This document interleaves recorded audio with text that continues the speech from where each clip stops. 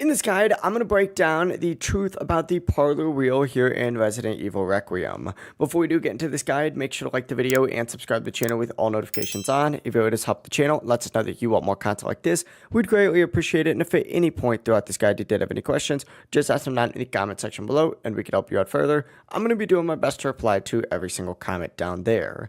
Now, this wheel is completely scripted. It always spins to the exact same pattern, which is red, 7, black, 15, black, 29, every single time. There's no RNG, it's not random, and it's not tied to any hidden endings. The whole Reddit theory about grinding spins to hit 0 for a secret ending is a total troll bait. The wheel never lands on zeros, and endings are locked strictly behind your Elpis choice, not this minigame. Now, if you want extra loot, equip any firearm and aim it directly at one of the 3 specific numbers in the wheel cycles.